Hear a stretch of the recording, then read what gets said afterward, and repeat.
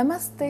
ಇವತ್ತು ನಾನು ನಿಮಗೆ ಇನ್ಸೋಮ್ನಿಯಾ ಬಗ್ಗೆ ತಿಳಿಸ್ಕೊಡ್ತಾ ಇದ್ದೀನಿ. ಇನ್ಸೋಮ್ನಿಯಾ ಅನ್ನೋದು ಒಂದು ಕಾಯಿಲೆ ಅಲ್ಲ, ಆದರೆ ಇದರಿಂದ ಕಾಯಿಲೆ ಅಂತೂ ಖಂಡಿತ ಬರುತ್ತೆ. ಹೇಗೆ ಅಂದರೆ ನಾವು ನೈಟ್ ಟೈಮಲ್ಲಿ ನಿದ್ದೆ ಮಾಡೋಕ್ಕಾಗದೇ ಇರೋದು, ನಿದ್ದೆ ಮಾಡಬೇಕಾದ್ರೆ ಮಧ್ಯದಲ್ಲಿ ಎಚ್ಚರ ಆಗೋದು, ನಿದ್ದೆ ಕಂಪ್ಲೀಟ್ ಆಗದೆ ಇರೋದು, ಹಾಗೆ ಡೇ ಟೈಮಲ್ಲಿ ನಿದ್ದೆ ಮಾಡೋದನ್ನು ಅಭ್ಯಾಸ ಮಾಡ್ಕೊಳೋದು, ಇವೆಲ್ಲ ಇನ್ಸೋಮ್ನಿಯಾ ಲಕ್ಷಣಗಳು.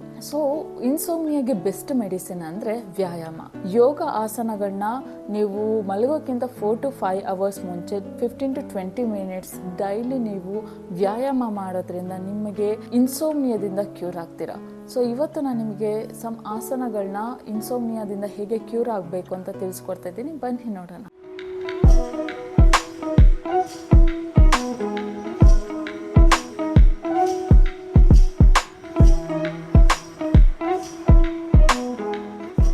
ಫಸ್ಟ್ ಮ್ಯಾಟಿನ ಮಧ್ಯಭಾಗದಲ್ಲಿ ಬಂದು ಎರಡೂ ಕೈಗಳನ್ನ ಲಿಫ್ಟ್ ಮಾಡಿ ಇನ್ಹೇಲ್ ಮಾಡಿ ಮುಂದೆ ಬೆಂಡ್ ಮಾಡಿ ಎರಡೂ ಕೈಗಳು ಎರಡು ಟೋಸ್ನ ಮೇಲೆ ಪ್ಲೇಸ್ ಆಗಿರಬೇಕು. ನೀಸ್ ಟೈಟ್ ಆಗಿರಲಿ. 1 2 3 4 5 6 7 8 9 and 10. ಈಗ ಎರಡೂ ಕೈಗಳನ್ನ ಮ್ಯಾಟ್ ಮೇಲೆ ಪ್ಲೇಸ್ ಮಾಡಿ ನೀವು ನೀಸ್ನ ಬೆಂಡ್ ಮಾಡಿ ಮ್ಯಾಟ್ ಮೇಲೆ ಪ್ಲೇಸ್ ಮಾಡಿ. ಬೆನ್ನು ಸ್ಟ್ರೈಟ್ ಆಗಿರಬೇಕು. ಹ್ಯಾಂಡ್ಸು ಶೋಲ್ಡರ್ ಲೆವೆಲಿಗಿರಲಿ.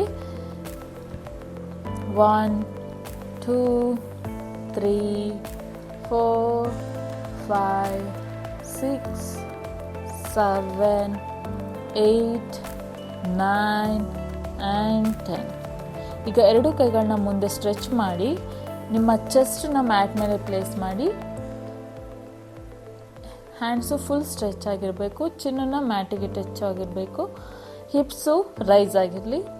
1 2 3 4 5 6 7 8 9 and 10. ಈಗ ನಿಧಾನವಾಗಿ ಎರಡು ಕೈಗಳನ್ನ ಹಿಂದೆ ತಗೊಂಡು ವಜ್ರಾಸನಕ್ಕೆ ಬಂದು ಇವಾಗ ಲೆಗ್ಸ್ನ ಮುಂದೆ ಸ್ಟ್ರೆಚ್ ಮಾಡಿ ಈಗ ನಿಮ್ಮ ಬ್ಯಾಕ್ ಮೇಲೆ ಮಲ್ಕೊಳ್ಳಿ.